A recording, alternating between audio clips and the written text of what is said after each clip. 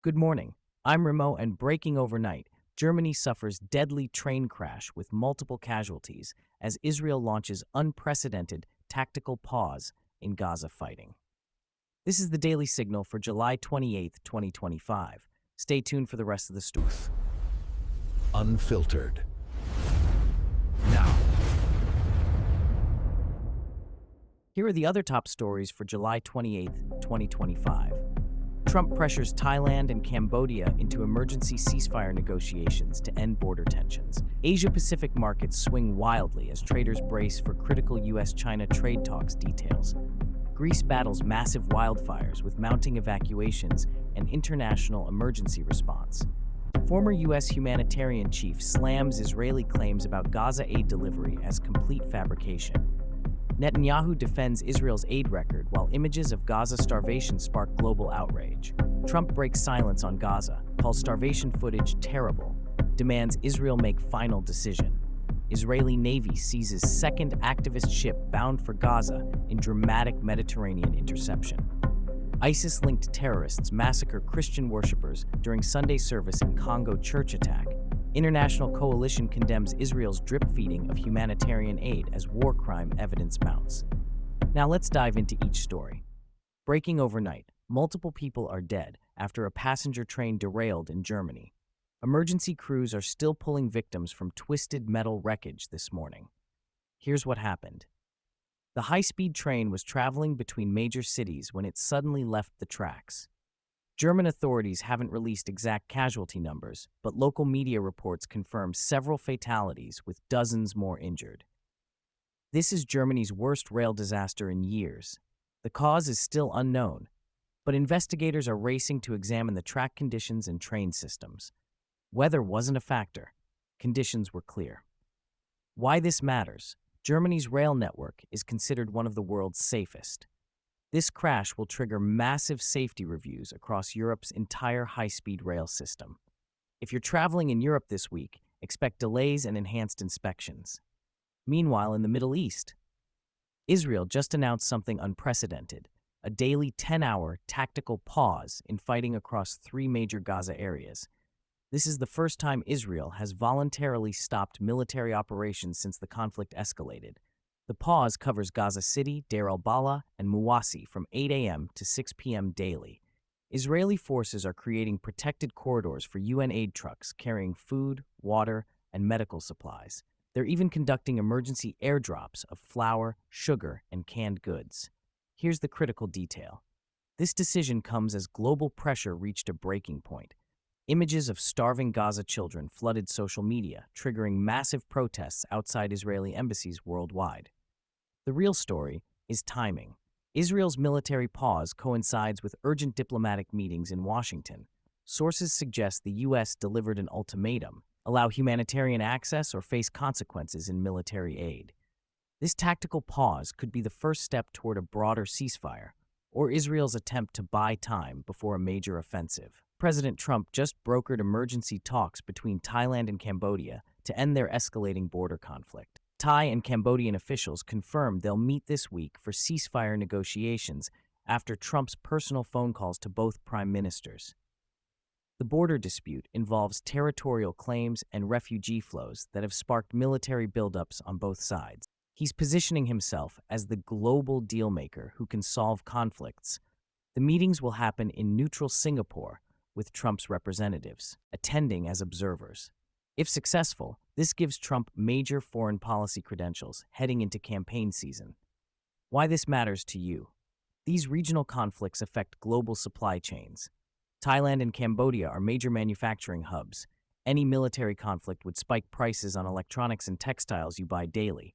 Greece is burning. Massive wildfires are spreading across multiple regions, with evacuation orders affecting thousands of residents and tourists.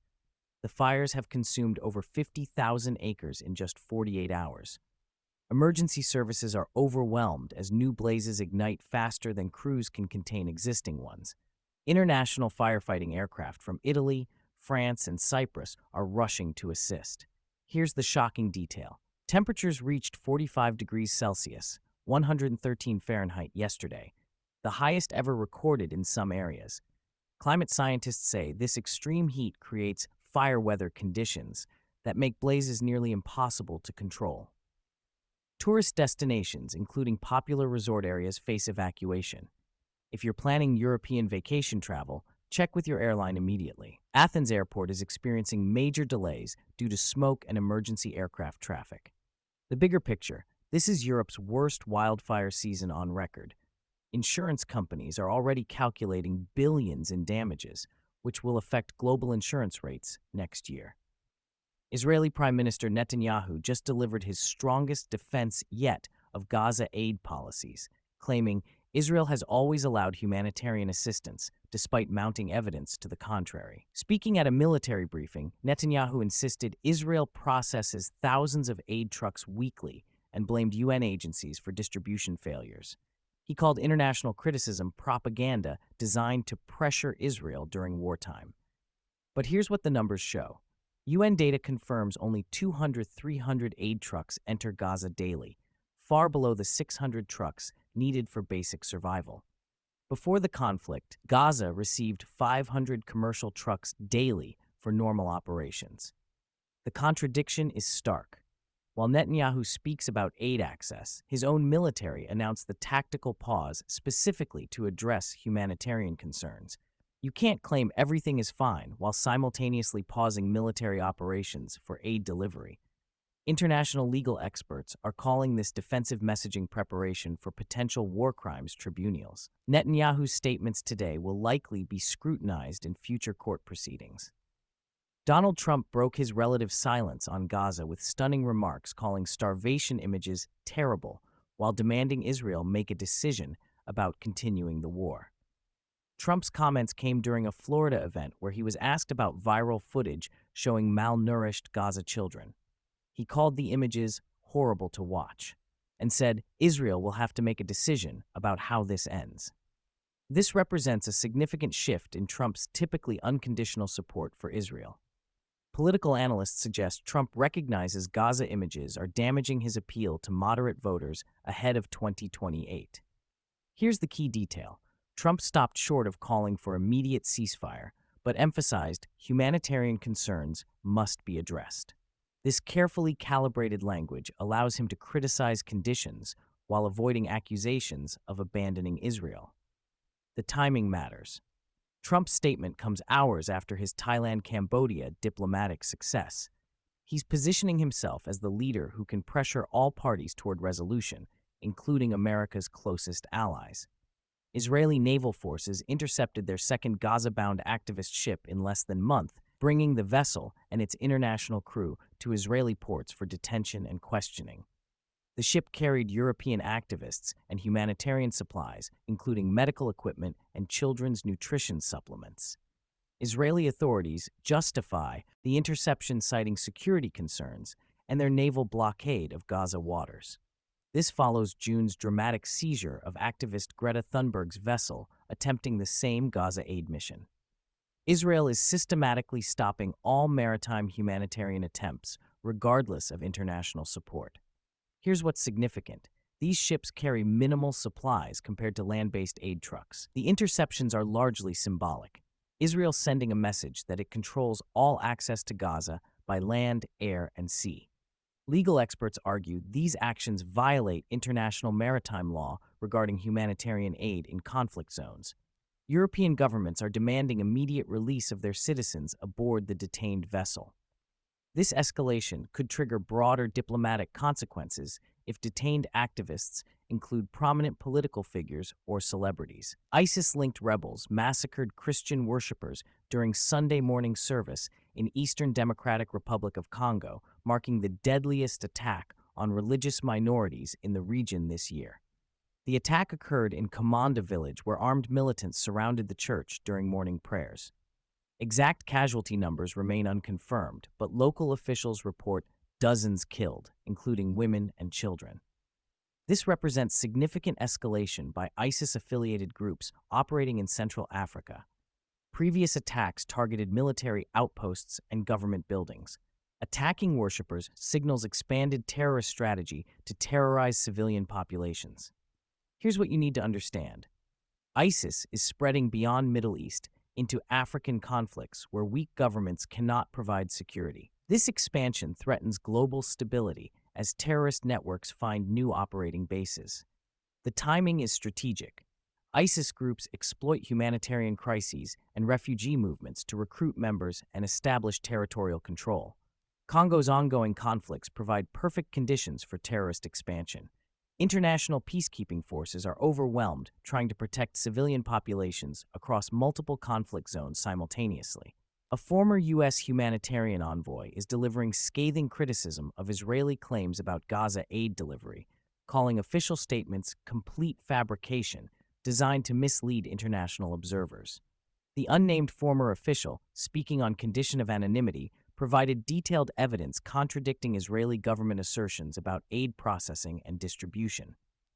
This represents the highest-level U.S. criticism of Israeli humanitarian claims to date. Key revelation: internal documents show Israel deliberately limits aid truck inspections to create bottlenecks, then blames UN agencies for slow distribution. This contradicts public Israeli claims about cooperation and efficiency. The envoy's statement includes specific examples of rejected aid shipments for arbitrary reasons, including medical supplies described as dual-use items that could assist combatants. This insider criticism from within the humanitarian apparatus suggests growing American government frustration with Israeli cooperation on aid delivery, even as official policy remains supportive. Looking across today's stories, three major patterns emerge that will shape the coming week. First, diplomatic pressure points. Trump's successful Thailand-Cambodia intervention, combined with his Gaza comments, signals major recalibration of American foreign policy approaches. While official channels struggle with traditional diplomacy, alternative power centers are gaining influence through direct engagement. Second, humanitarian crises. Driving policy, from Gaza's tactical pause to Greece's wildfire response, humanitarian emergencies are forcing immediate policy changes that traditional political processes couldn't achieve. Visual evidence of suffering now drives faster government action than formal diplomatic protests. Third, international law under pressure. Whether it's Gaza aid restrictions, ship interceptions, or terrorist attacks on religious sites, established international legal frameworks are being tested. These precedents will affect global stability for years. Why this matters to you? These aren't distant conflicts. They're reshaping global supply chains, insurance costs, energy prices, and travel safety. Greece's wildfires affect European tourism. Asian market volatility impacts your retirement accounts. Middle East tensions drive oil prices you pay at gas stations. The week ahead, watch for Israel's tactical pause results. If successful, broader ceasefire talks could begin. Monitor Thailand-Cambodia negotiations as Trump tests presidential-level diplomacy. Track Greece's international firefighting response as climate disasters require new cooperation models. Key number to remember: 600. That's how many aid trucks Gaza needs daily for basic survival, compared to the 200-300 currently entering. This gap explains why humanitarian pressure continues mounting despite Israel's defensive messaging. Bottom line: today's news shows traditional government structures struggling to address multiple simultaneous crises. Alternative leadership approaches, humanitarian pressure, and direct action are filling policy gaps. This trend will accelerate as global challenges multiply. Thanks for staying informed with the Daily Signal. I'm Remo. We'll see you tomorrow morning with breaking updates on these developing stories. Stay safe, stay informed. Unfiltered.